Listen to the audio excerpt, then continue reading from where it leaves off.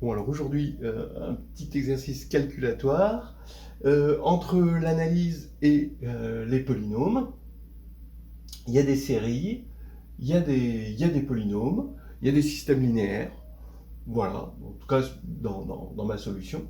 Le problème est le suivant. On a P, un polynôme de R de x, on va supposer qu'il est de degré m par exemple, mais bon, c'est anodin. Il faut étudier la convergence de cette série. Et bon, ça va converger, hein, vous voyez bien, et le calculer explicitement. C'est ça en fait, ce qui se passe, c'est surtout le calcul explicite de la série. Alors on peut voir cette série comme la série exponentielle de la suite des valeurs de P en les entiers positifs. Voilà, c'est exactement ça. Alors il se trouve que ça se calcule, il y a un résultat explicite. Essayez de le trouver, ou essayez de trouver un résultat explicite. Voilà. Alors voilà le résultat attendu. Cette série exponentielle est égale à un polynôme de degré m, comme p, multiplié par l'exponentielle de x. Voilà. Mais maintenant, ce polynôme, les coefficients alpha i sont calculés comme ceci. Somme de j égale 0 à i, de moins 1 puissance i moins j, p de j, divisé par factoriel j, factoriel i moins j. Voilà. Essayez de vous tester. Je vais vous proposer deux méthodes. Une, on va dire, noble, c'est-à-dire où on retrouve les alpha i. Et puis, une autre un peu plus abusée, on va dire, où on part du résultat et puis on vérifie tout simplement le résultat. Vous pouvez vous tester sur les deux. On est dans un pays libre, la mathématique. Bon, alors pour la convergence de la série, on utilise le critère de D'Alembert. On regarde le terme ici de la série en n plus 1, qu'on divise par le terme en n, et on prend la valeur absolue. Alors évidemment, on tombe là-dessus. Bon, P de n plus 1 sur P de n, ça tend vers une limite, ça c'est borné.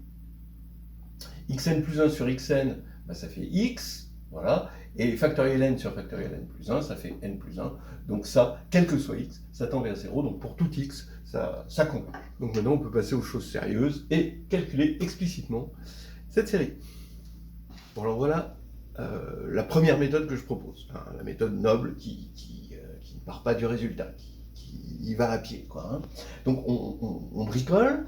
Et par manque d'imagination, on essaye P égale 1, x, x2, et puis on va voir ce que ça donne. Donc je dis par manque d'imagination, finalement, on regarde sur la base canonique. Alors, pourquoi sur une base? Vous voyez bien que le problème est linéaire en P. Donc c'est intéressant de regarder les choses sur une base. Et canonique, tout simplement parce qu'on n'a pas d'imagination. Alors, P égale 1, oui, P égale 1, on reconnaît l'exponentielle. Bon, alors P égale x. Alors, regardez, c'est la somme pour n positif de n sur factoriel n x puissance n, et donc il y a une simplification, et là, la simplification est miraculeuse. D'abord, le premier terme pour n égale 0, il est nul, donc ça commence pour n égale 1, et ensuite, par élimination, on a x puissance n sur factoriel n moins 1. Donc on met x en facteur, et avec un changement de variable, on reconnaît encore une fois la série exponentielle. Donc ça fait x exponentielle de x. Là, maintenant, on se rend compte que x2 n'est pas une bonne idée. Si on met n2 ici, on ne va pas avoir une belle simplification. Par contre, si on prend nn-1, on va avoir la simplification qui a été salvatrice dans ce cas-là. Donc, ça nous donne l'idée de prendre pour polynôme P égale x, x-1 plutôt que x2. Ce qui nous fait, on va avoir la somme, ici, pour ce P-là, de nn-1 sur factoriel n, xn. On a simplification. D'abord, pour les deux premiers termes, cette fois-ci, n égale 0 et n égale 1, c'est nul. Et ça commence avec n égale 2, avec la simplification où il nous reste que factoriel n-2, xn sur factoriel n-2, je mets x2 en facteur, et avec un changement de variable, je reconnais l'exponentielle. Bon, là maintenant, vous avez compris, ce qu'on va prendre, c'est hk comme polynôme, x, facteur de x moins 1, facteur de, etc., x moins k plus 1, ça va faire un polynôme de degré k, avec la convention que h0 égale 1, hein, bien sûr. Et quand on va prendre p égale hk, eh ben, notre série exponentielle du polynôme, bah, ça va être cette série-là, hein, elle va commencer à partir de k, et on va pouvoir mettre x puissance k en facteur, et avec un changement de variable, on va avoir la série exponentielle, donc ici, x puissance k exponentielle de x. Bon, alors maintenant on a compris, hk c'est une base échelonnée, hein, si on prend k de 0 à m, de l'espace des polynômes de degré inférieur ou égal à m. Donc P s'écrit dans cette base, va se décomposer en somme de alpha i, hi, évidemment, et qu'est-ce qu'on va avoir? Que notre série exponentielle, ça va être, par linéarité de la situation, alors évidemment c'est linéaire ici, hein, eh bien ça va être la somme de i égale 0 à m de alpha i xi exponentielle de x. Donc maintenant, on a le résultat, sauf qu'on n'a pas encore les alpha i, mais en revanche, on sait qui sont les alpha i. Les alpha i, ce sont les coefficients de P dans la base des hi.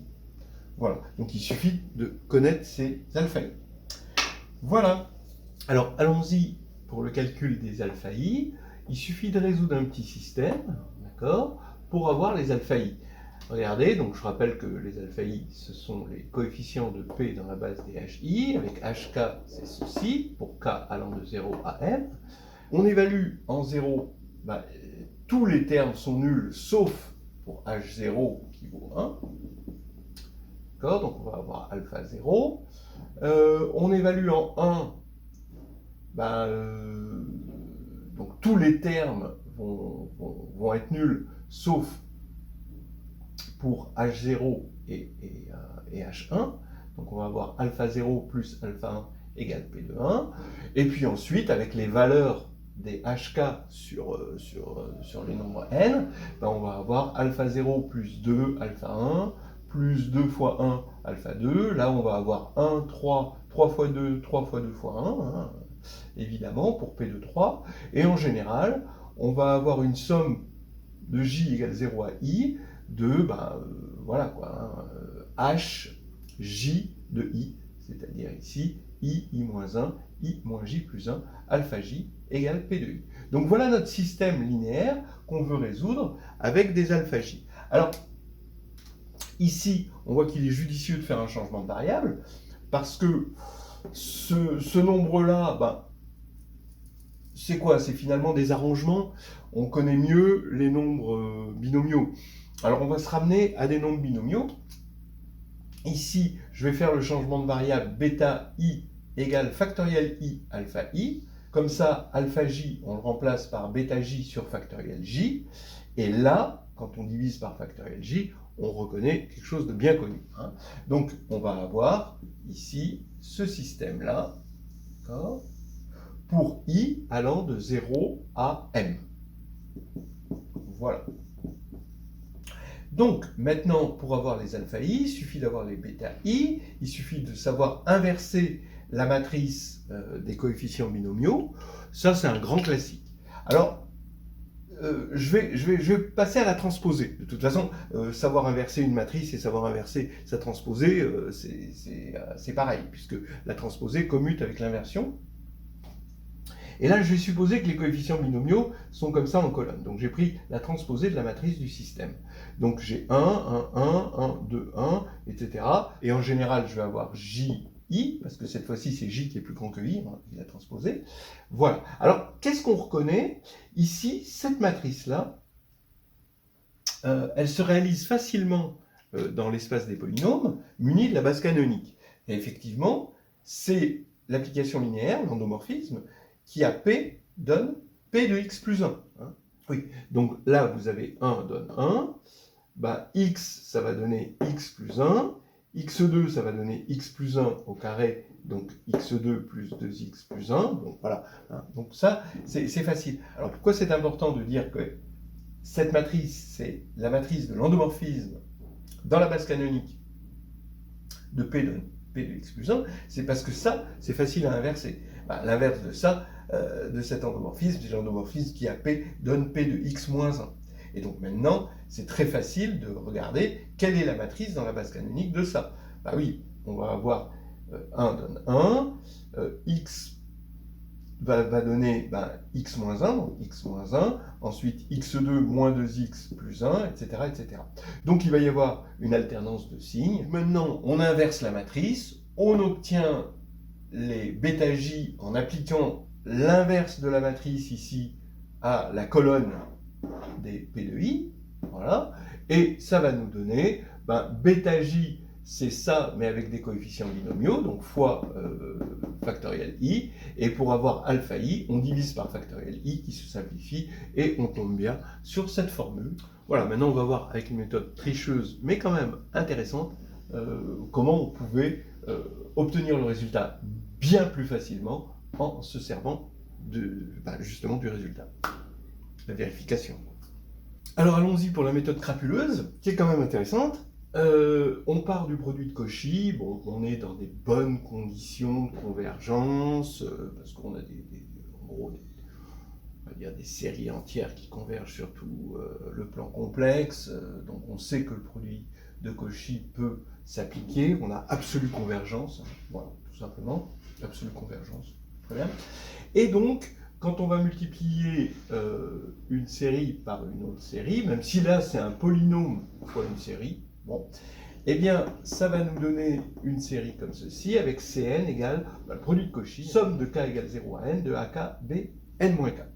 Donc ici, an, ça va être les alpha n, bn, ça va être cette série-là, c'est-à-dire 1 sur factoriel n, c'est-à-dire qu'il faut montrer que, puisqu'on a les conditions du produit de Cauchy, il faut montrer que la somme pour k égale 0 à n de alpha k, donc ce truc-là, d'accord, c'est ça qu'il faut vérifier, fois b n moins k, c'est-à-dire ça, est égal à Cn, c'est-à-dire P de n sur factoriel n. Voilà ce qu'on veut montrer. Bon, alors, je vais faire un petit tour de passe-passe. Ici, je vais multiplier des deux côtés par factoriel n. Bien. Là, vous allez reconnaître, vous voyez, vous avez factoriel n, et vous avez la somme ici qui fait n. Eh bien, vous reconnaissez des nombres trinomiaux. Hein. Vous avez les nombres binomiaux, vous avez les nombres trinomiaux. Ça sert à calculer des produits a plus b plus c puissance n. Hein. Comme le binôme, ça sert à calculer a plus b puissance n. Bien. Eh bien, il faut montrer donc cette égalité-là. C'est-à-dire, maintenant, je vais regarder le terme en P de J. Le terme en P de J, vous voyez que forcément K est obligatoirement supérieur à J, ici, et on va avoir moins 1 puissance K moins J, factoriel N, sur factoriel J, factoriel K moins J, factoriel N moins K, et on prend toute cette somme. Voilà. Et ça, c'est le terme en P de J, et ce qu'on voudrait avoir, c'est que pour J strictement inférieur à n, on n'a rien, et pour J égale n, on a 1. C'est-à-dire, on veut montrer que ça, c'est le symbole de Kronecker, delta nj. Bien, si on arrive à montrer ça, c'est bon. Oui, parce que je vais partir de la formule x moins 1 plus 1 puissance n égale x puissance n. Par identification, sur R, je peux identifier, j'ai que le coefficient en xj est nul pour j strictement inférieur à n et égal à 1 pour j égale n, ce qui fait que c'est bien delta nj. Et maintenant, je vais montrer que ce coefficient en xj, c'est exactement ça. Oui, puisque, comme je vous disais tout à l'heure, a plus b plus c puissance n, c'est la somme des... voilà, c'est la formule du... On pourrait l'appeler la formule du binôme pour 3, hein, du trinôme. C'est la somme de factoriel n sur factoriel j, factoriel k moins j, factoriel n moins k, a puissance j, b puissance k moins j, c puissance n moins k, voilà. Ce qui fait que le terme en a puissance j, ici, on l'obtient facilement. Donc ici, je vais avoir le terme en xj, Et qu'est-ce que c'est?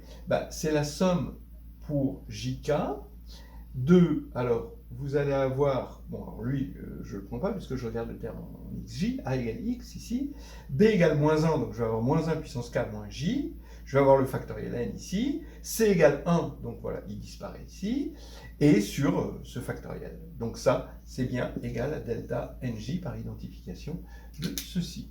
Voilà, on l'a fait par deux méthodes, il y en a pour tous les goûts, il y a ceux qui aiment bien crapahuter et monter au sommet, et ceux qui aiment bien descendre en rappel. Voilà, ça va plus vite en rappel évidemment.